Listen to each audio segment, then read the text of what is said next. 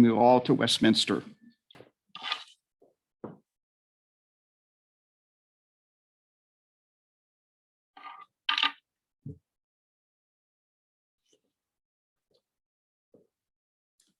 Into this space we come once again, some of us for the very first time, to share, to learn, to speak, to listen, to raise our voices in song, and to grow together in a spirit of peace and in harmony and love. We gather together once again in a community of memory and a community of hope. And we light our chalice as we begin our worship.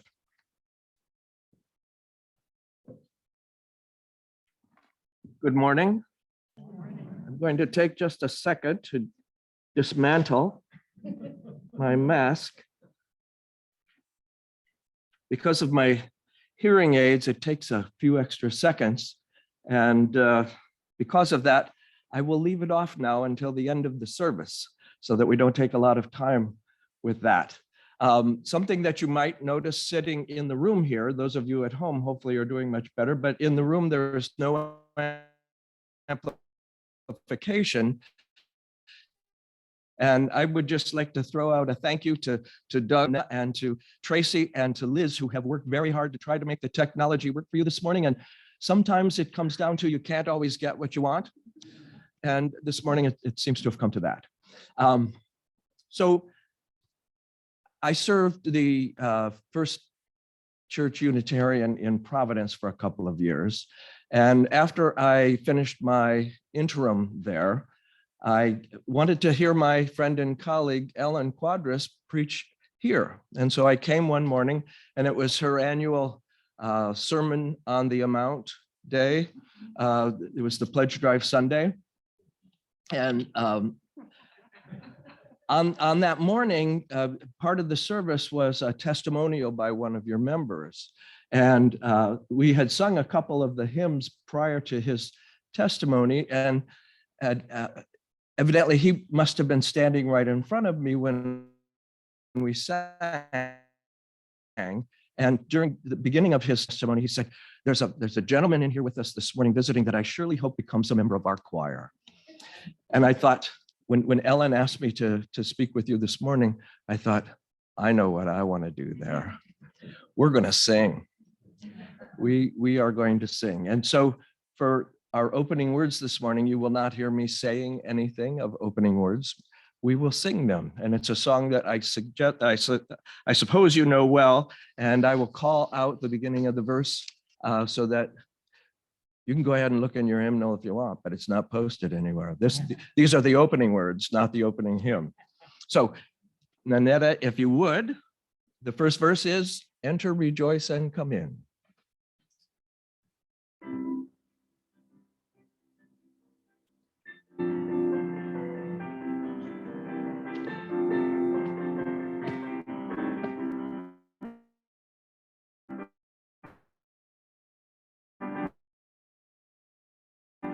Enter, rejoice, and come in. Today will be a joyful day. Enter, rejoice, and come in. Open your ears to a song. Ears to the song. Open your ears to a song. Today will be a joyful day. Enter, rejoice, and come in. Don't be afraid of some change. Be afraid of some change. Don't be afraid of some change. Today will be a joyful day. Enter, rejoice, and come in. Enter, rejoice, and come in. Enter, rejoice, and come in. Enter, rejoice, and come in. Today will be a joyful day. Enter, rejoice, and come in. And now we're going to sing. Our opening hymn, which is number 108, My Life Flows On, an Endless Song, and we all know the real name of that is, How Can We Keep From Singing?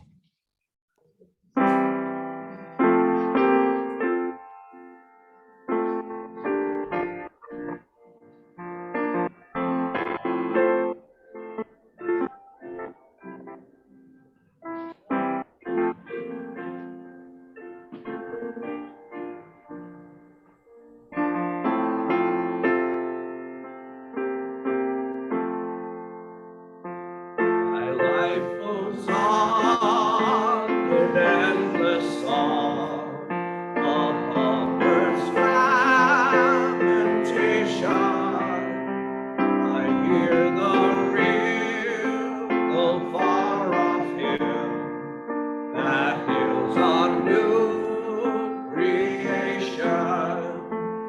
Through all the tumult and the strife, I hear the magic ringing. It sounds an echo in my soul. How can I keep from singing? The tempest round roars. I know the truth is written.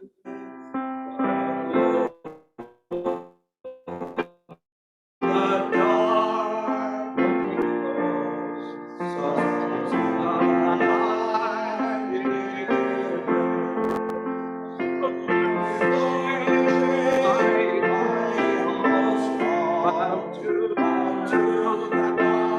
I'm clinging, since love prevails in heaven on earth.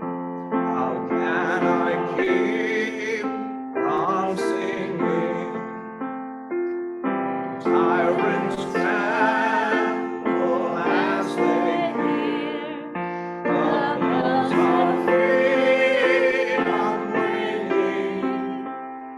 When rejoice both far and near, how can I keep from singing?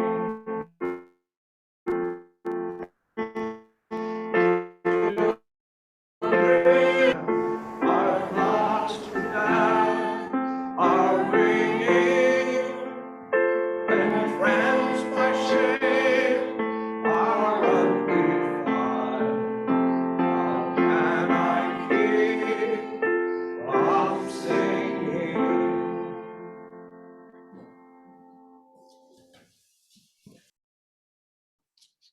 And I'll invite me to join you in your unison affirmation, because it is yours, but it really is ours, isn't it? Love is the spirit of this church, and service our mission. This is our great covenant, to dwell together in peace, to seek the truth in love, and to help one another. I'll invite you to join me in the spirit of prayer. Spirit of life-giving love and love-giving life. Spirit of a beautiful spring morning. There's so much abundance to fill our hearts with gratitude, and so we begin in gratitude. We hold those of the joys and the sorrows in our hearts as we hold all those who are ill and who struggle, all of those who are in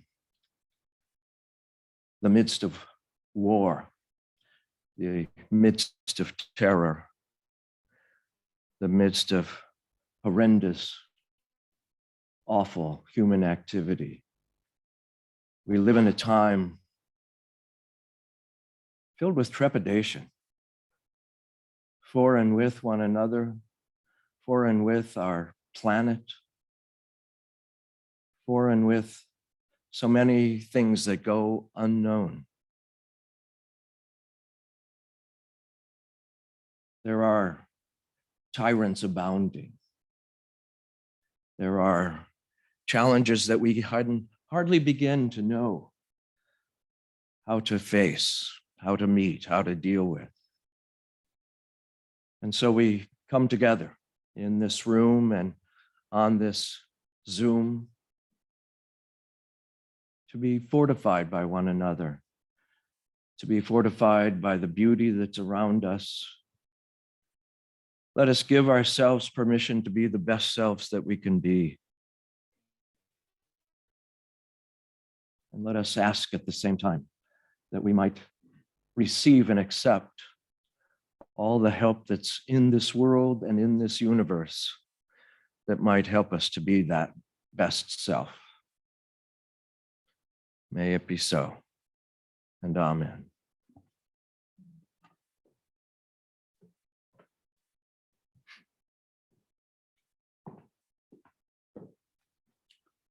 Here at Westminster, we share our plate 50-50 with an organization whose mission aligns with our values. Our May recipient of Share the Plate is Sharing Locker's Farmers Market. The other half of the offering goes to support the good work of this community.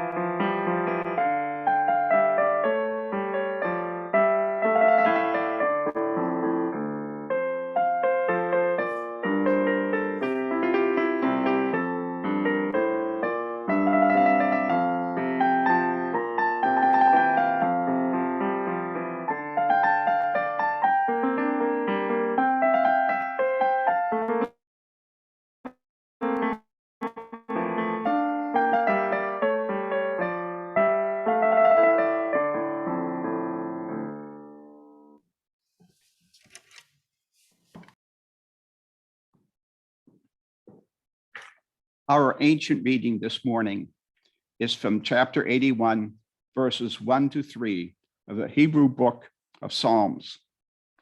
Be happy and shout to God who makes us strong. Shout praises to the God of Jacob. Sing as you play tambourines and the lovely sounding stringed instruments. Sound the trumpets and start the new moon festival. We must also celebrate when the moon is full. Our second reading is an adapted excerpt from the short story, Evening Song, written by our guest minister, Charlie Blustien Ortman. In it, the protagonist, Blue Jay, atones on behalf of all the forest birds to the goddess Sophia for having failed to take the time to sing. We didn't know. Can you forgive us? We didn't know, but now we do. You need our music as much as we need to make it. The forest must have a song. To live, we must sing out our lives. We will sing, and your gift of life will flow through us and back to you. The jay began to sing a song of thanksgiving. He sang all day, and as the evening drew on, more and more birds gathered around him. They joined in his singing, as they still do at the close of each day. Even still, they sing of their triumphs, they sing of their joys, they sing of their losses and of their woes. They sing because it is in them to sing.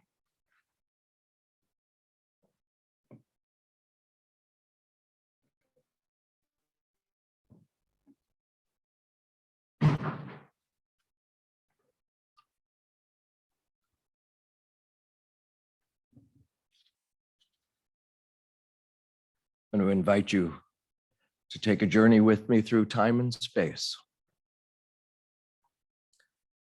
A young mother huddles close to the fire, her infant suckling at her breast. Far off somewhere beyond the entrance to the cave, she hears a mournful cry. It is the lonely song of the wolf that the woman knows has been watching her for several days now. The wolf howls in search of, in prayer for, its mate. The woman wonders about her own mate. She has not seen her lover for several nights. She holds her child close. She hums a poignant, melancholy lullaby, rocking back and forth on her haunches. She holds her child close. Ooh,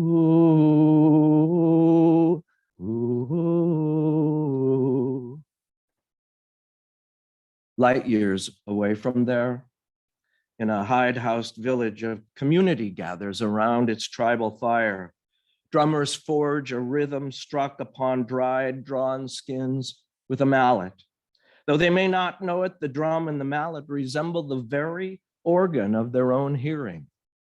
Within the striking rhythm, the people create and recreate a model of their own lives.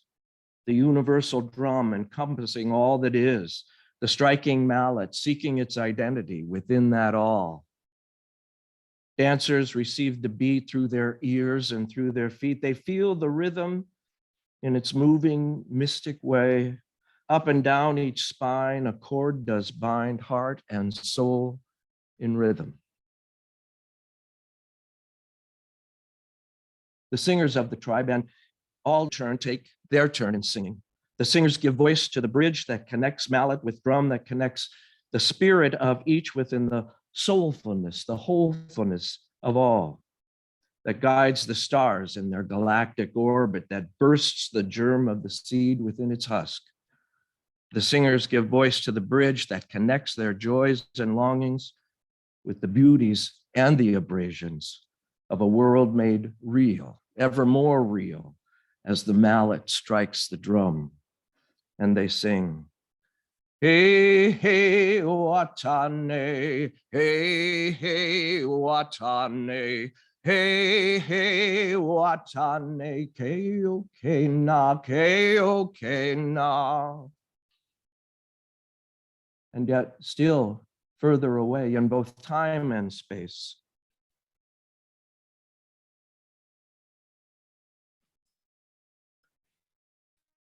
Inwardly so.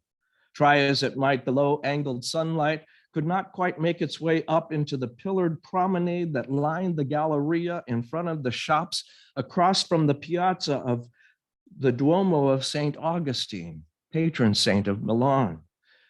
The Milanese people meandered in all directions, some passing in and out of the shop, some passing across the piazza, some passing in and out of the Duomo, which with its baptistry and tower is the great cathedral there in Milan. My friend and I took the opportunity to wander in to take a look for ourselves. The cathedrals of Italy, many of you probably already know, are themselves rather incredible museums altogether. This one was no exception. It's a grand work of art filled with countless smaller but no less magnificent pieces. We wandered in, stopping along the way at several of the side altars, slowly heading up toward the apse center front. When we got to that area, we noticed off to the side, there was a door, and it had been left quite open. We couldn't really see where it led, but there it was, and there we were, and there was no one telling us that we should not go through that door. So of course we did. We found ourselves then in a dimly lit hallway that led through a number of other smaller rooms, some filled with paintings and statuary. Some of the rooms were small chapels that had probably seen countless christenings and weddings and funerals through the centuries. We continued along and eventually came to a staircase. Still, there was no one suggesting or telling us that we should not go down those stairs. Accepting their tacit invitation, then we began to descend. Down went the stairs through basements, cellars, through undercrofts and crypts. Down they went, and after a while we began to hear voices in the distance. From far off we could hear voices faintly singing.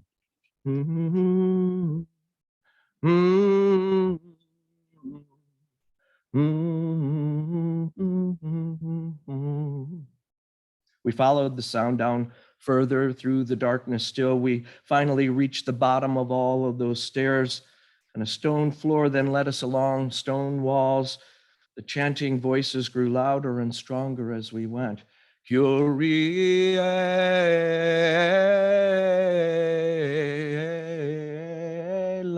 eleison.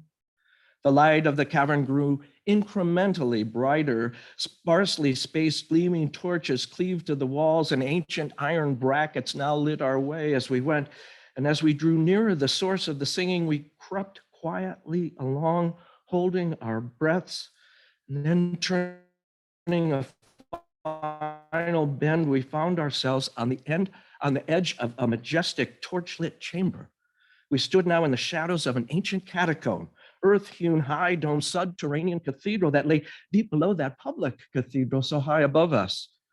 Illuminated faces of the brown-robed monks shined intermittently in the flickering light of candles and sconces.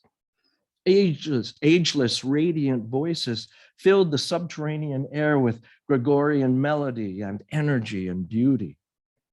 If the monks noticed us at all, they didn't let on. And so we stood there, very, very still, in awe and appreciation, listening to the beckoning chant of an evening vesper service, Kyrie eleison, Christe eleison, Kyrie eleison, Lord have mercy, Christ have mercy, Lord have mercy.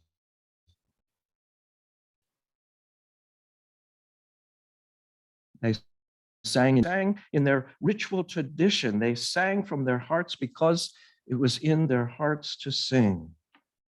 Kyrie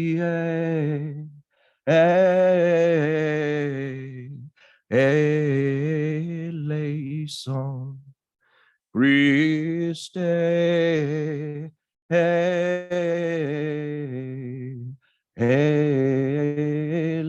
eleison.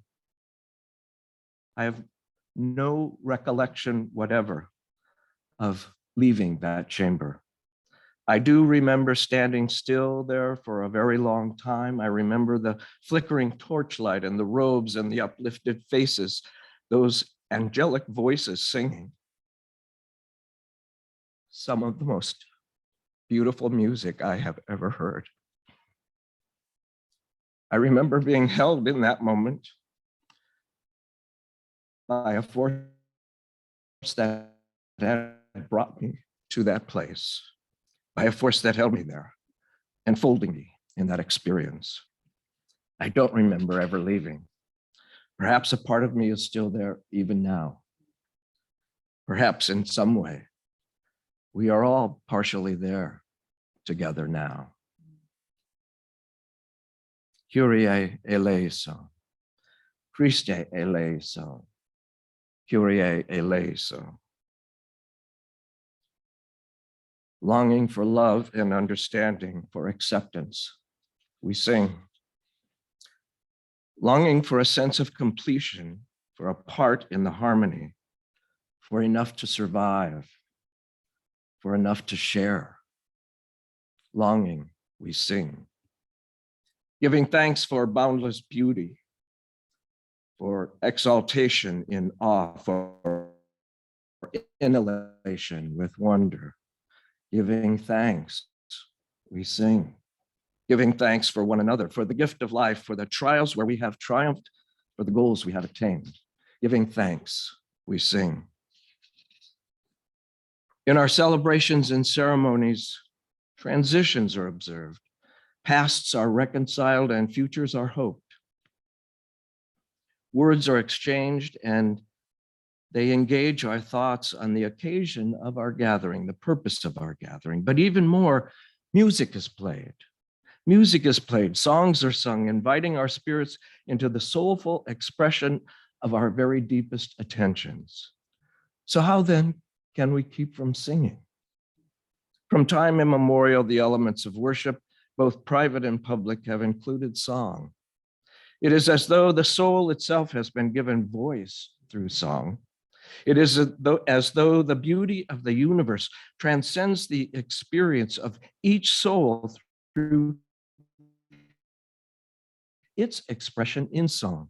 The young mother in the cave harmonizes the strains of her hardships with those of the distant longings of her sister wolf.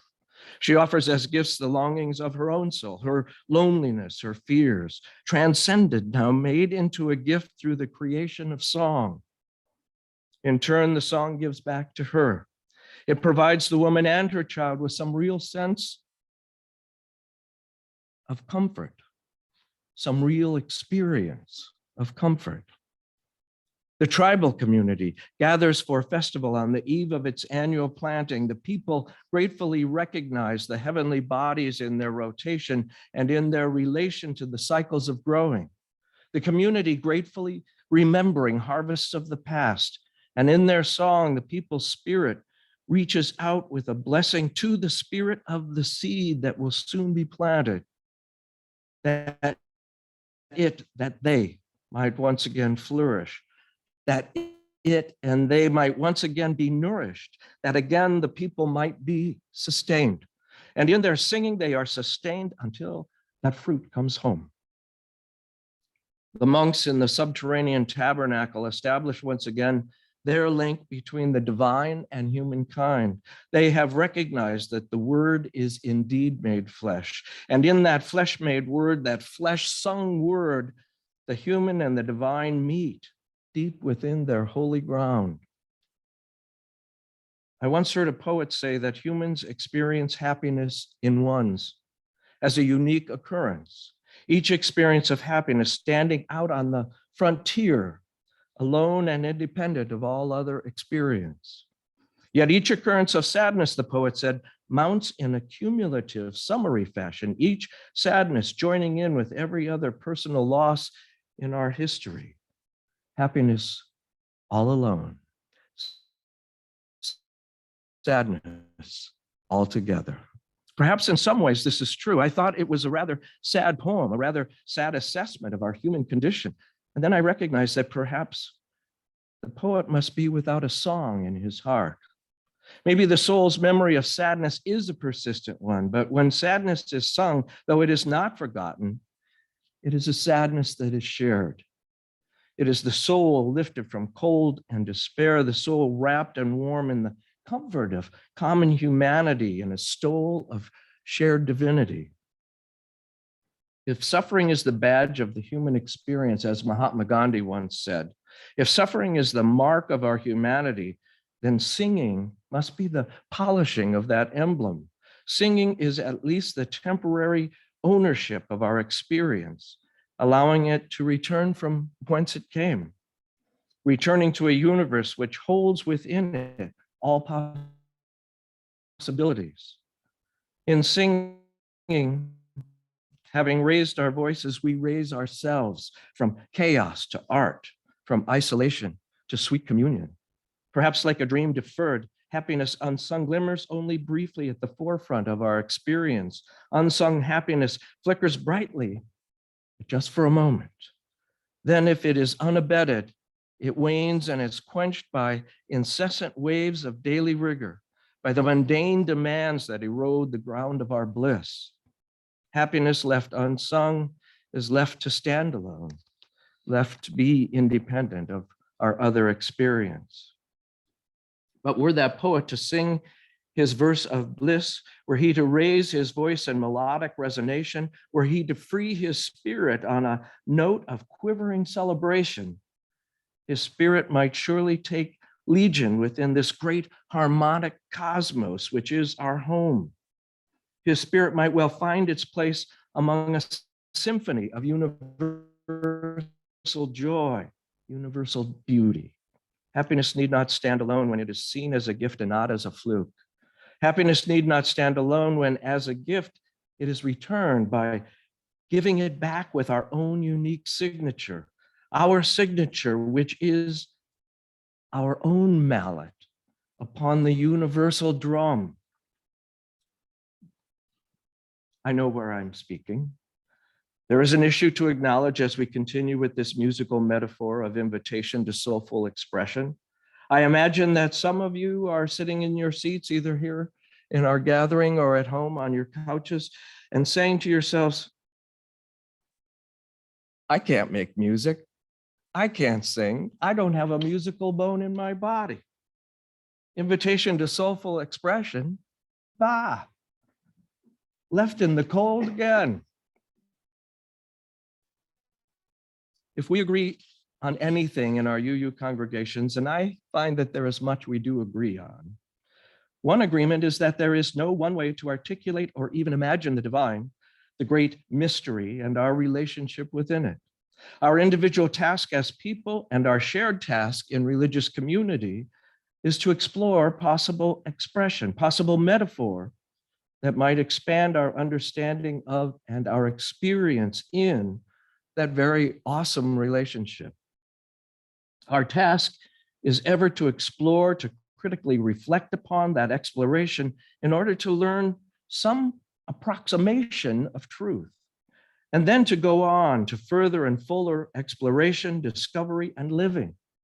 Metaphor allows us to entry into that neighborhood of truth, and there is not only one way into it, but there are many.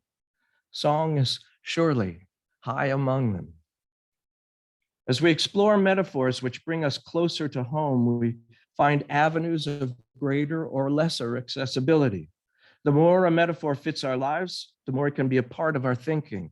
The more a metaphor is a part of our actions, the more it can help us to serve our aspirations. We are served by metaphor through recognition of it and participation in it. It gives us what we have of any integration of the personal with the universal, of the personal with the divine. The metaphor of song has met this criteria since time immemorial. Song is often the first and last element of worship. From infancy to death, it is perhaps the first and last experience of soulful human expression. As we look around here in the sanctuary, and as you feel connected to this sanctuary at home, we might recognize that we did not come here to sing our songs alone. There are other times in our life for that important time. We too have come together to make a joyful noise. Together on this, our feast day, this our Sunday, we have come to harmonize together. Joy is a counterpoint to pain. Hope rests as an interval to melancholy. Hope is the augmentation of faith. Connection diminishes isolation. We each add our part and together sound the symphony, which is the everlasting music of religious community. It might be folk or jazz. It might be blues or ballad, spiritual or ode. It might be classical or pop or just simply humming. But how, when we come together, how can we keep from singing?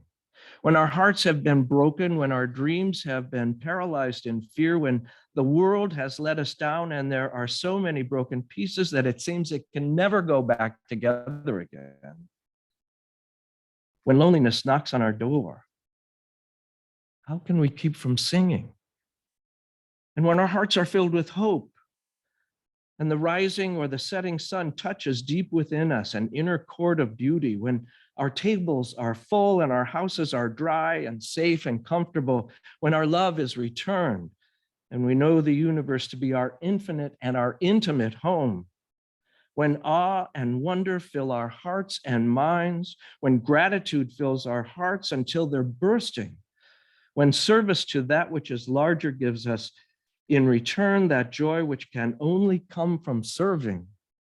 Tell me, in those moments, how can we keep from singing? How can we keep from singing? May it ever be so. Amen.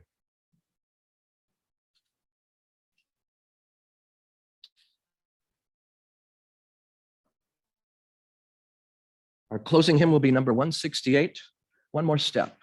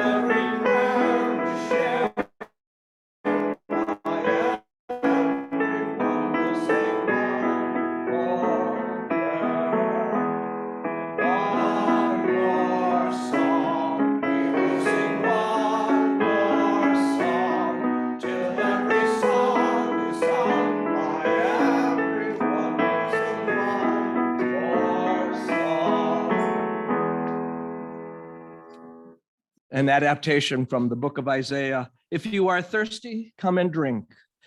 If you have no money, still come and eat what you will. Drink wine and milk without paying anything. Why waste what you have on what really isn't food? Why work hard for something that doesn't satisfy? Listen carefully to the rhythms of your life and sing them out loud. Then you will enjoy the very best your life has to offer. And so may the prayers of our hearts and the songs of our lips sung in this holy end, we will extinguish our chalice, and then it's now our service begins. Amen.